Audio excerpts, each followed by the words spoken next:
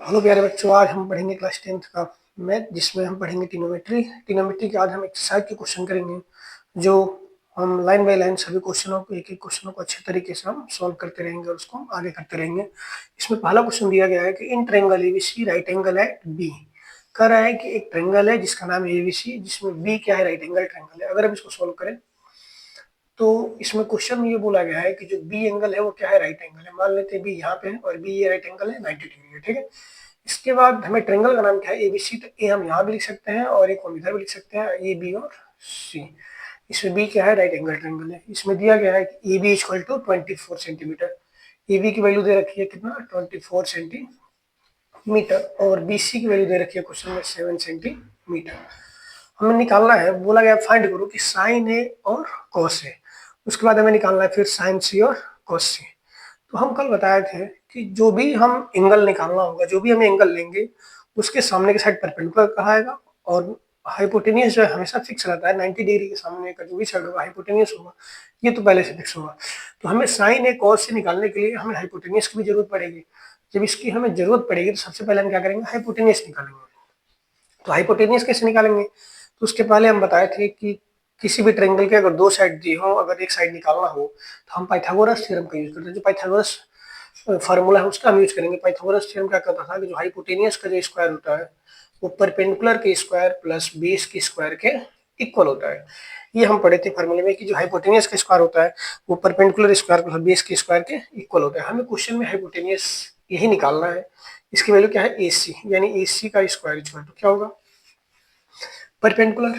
Perpendicular कितना है 7, तो 7 का स्क्वायर प्लस बेस कितना है हमारा 24, तो 24 का स्क्वायर।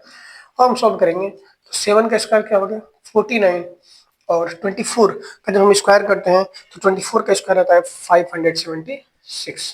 इन दोनों को ऐड करेंगे हो जाएगा 625।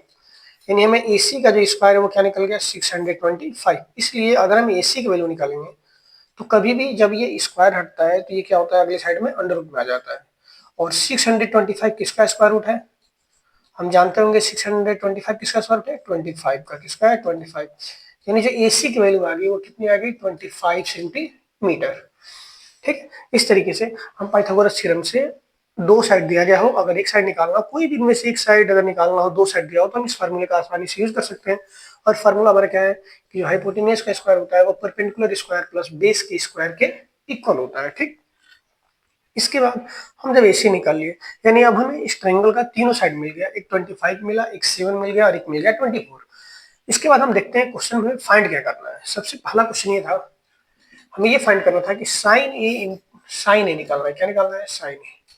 तो याद है कि साइन ए हमें कौन सा एंगल लेना पड़ेगा, हमें ये वाला एंगल लेना पड़ेगा ए। तो साइन ए का हम फार्मूला बताए थे, साइन ए बराबर क्या होता है, परपेंडिकुलर अपॉन हाइपोटेनियस। ये फार्मूला बताया गया था। तो साइन ए के लिए परपेंडिकुलर क्या होगा, तो अगर हम ए को लेंगे तो सामने वाला परपेंडिकुलर का क्या होगा 7, और हाइपोटेनियस क्या होता है जो 90 डिग्री के सामने होता है, 90 डिग्री के सामने क्या है 25। तो पहला हो जाएगा 7/25। ठीक, इसी तरीके से हमें दूसरा फाइंड करना है। बोला गया है कॉस ए निकालना है। क्या निकालना है, कॉस ए। तो कॉस ए का फार्मूला कल बताया गया था कि कॉस ए बराबर होता है B/H, बेस अपॉन हाइपोटेनियस। ये फार्मूला बताया गया था कल, बेस अपॉन हाइपोटेनियस। तो इसमें देखेंगे बेस, तो अब ए के लिए हमारा परपेंडिकुलर ये होगा, हाइपोटेनियस ये होगा, तो थर्ड क्या बचता है बेस।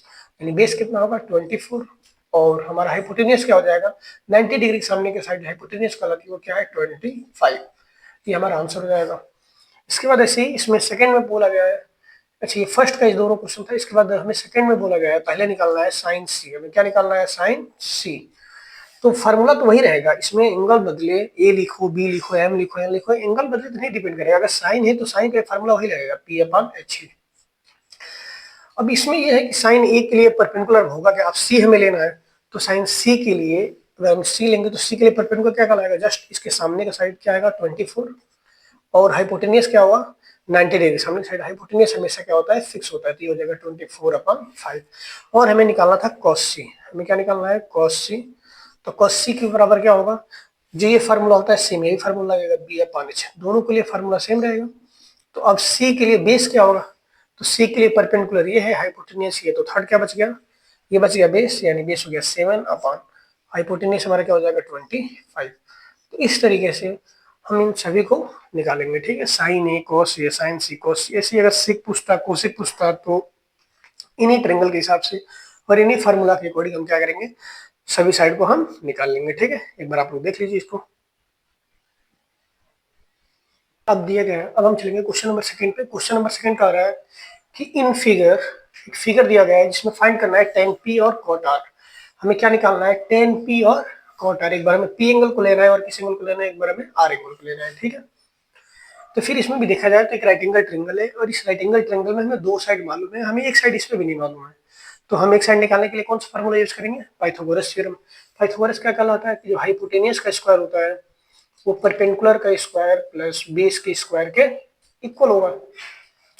तो अब हाइपोटेनियस कौन सा हो जाएगा, तो 90 डिग्री के सामने साइड क्या कहलाएगा, हाइपोटेनियस, वो हो जाएगा 13। तो 13 का square equal to perpendicular, perpendicular कितना है 12।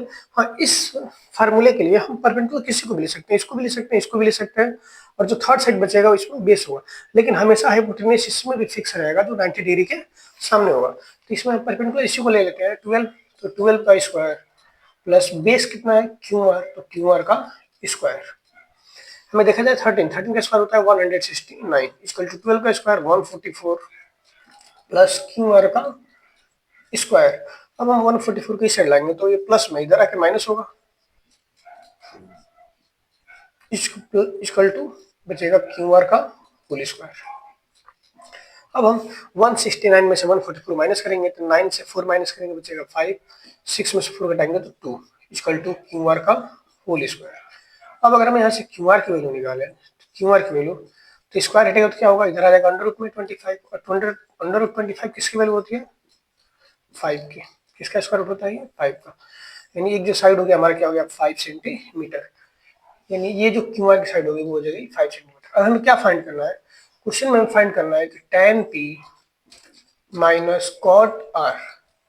अब बात करेंगे tan p के लिए, tan p के लिए पहले तो हम tan थीटा का फार्मूला समझते हैं। tan थीटा बराबर क्या होता है p अपान b, परपेंडिकुलर अपान बेस। ऐसे ही cot थीटा के लिए cot थीटा बराबर क्या होता है फार्मूला, तो tan का उल्टा होता है b अपान p, क्योंकि tan और जो परपेंडिकुलर क्या होते हैं, tan और cot जो होते हैं एक दूसरे के अपोजिट होते हैं। tan थीटा बराबर होता है p अपान b और cot थीटा बराबर होता है b अपान p। तो अब tan p के लिए अगर हम p इसको मानते हैं, p ये वाला एंगल है, तो इसके लिए परपेंडिकुलर क्या होगा 5 और 90 के सम साइड हाइपोटेनियस, और थर्ड क्या बचेगा हमारा 12, यानी बेस क्या हो जाएगा 12 माइनस cot r के लिए पर बेस क्या होगा, cot r के लिए परपेंडिकुलर ये क्या होगा, बेस क्या होगा 5 होगा, तो बेस 5 अपान इस r के लिए परपेंडिकुलर क्या होगा 12, तो 5.12 में से 5.12 माइनस करें क्या हो जाएगा 0। तो इस तरीके से हमारा क्वेश्चन नंबर सेकंड का आंसर हो जाएगा 0, ठीक है।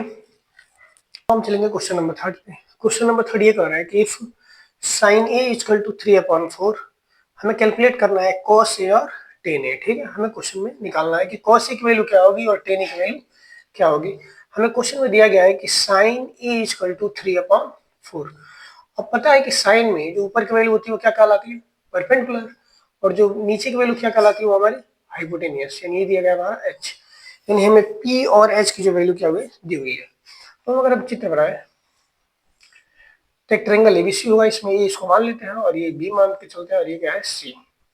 तो इसमें हमें दिया गया है साइन ए इक्वल टू 3/4, यानी ए की वैल्यू क्या है, ए अगर है तो ए के लिए परपेंडिकुलर क्या होगा 3, मतलब ये सामने वाला बीसी, और ये हमें क्वेश्चन में दिया गया है 3, और हाइपोटेनियस हमेशा 90 डिग्री सामने साइड क्या होता है फिक्स होता है जो होगा 4, ठीक है।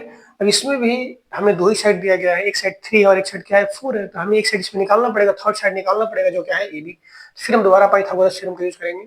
पाइथागोरस थ्योरम क्या कहता है कि हाइपोटेनियस का स्क्वायर इक्वल टू परपेंडिकुलर का स्क्वायर प्लस बेस का स्क्वायर।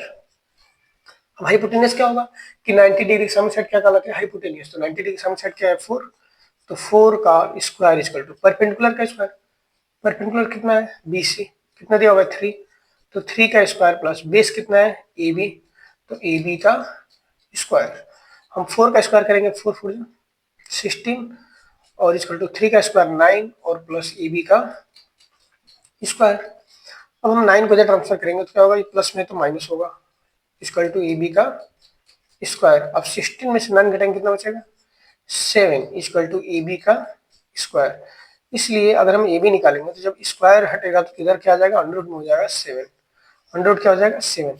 इस तरीके से ये जो वैल्यू आ जाएगी ए बी की वैल्यू क्या हो जाएगी, अंडर रूट 7। ठीक है, अब हम क्वेश्चन में चलते हैं कि क्वेश्चन में पूछा क्या है। हमें सबसे पहले निकालना है कॉस ए। तो कॉस ए बराबर फार्मूला क्या होता है कॉस थीटा का, कॉस थीटा बराबर क्या होता है, बेस अपॉन हाइपोटेन्यूज। तो कॉस ए के लिए परपेंडिकुलर ये होगा, बेस क्या होगा, ये होगा, तो हो जाएगा base under root 7 upon hypotenuse क्या हो जाएगा 90 डिग्री सामने साइड हाइपोटेन्यूज, तो अंडर रूट 7 अपॉन 4। इस तरीके से आंसर हो जाएगा। हमें सेकंड निकालना है कि tan ए। तो tan ए इक्वल टू क्या होता है, P upon B, perpendicular upon base. तो tan ए के लिए परपेंडिकुलर क्या होगा, ए के लिए परपेंडिकुलर 3 होगा और बेस क्या होगा, अंडर रूट 7। इस तरीके से हमारा दोनों ही आंसर हो जाएगा। एक बार आप लोग इसको अच्छे से देख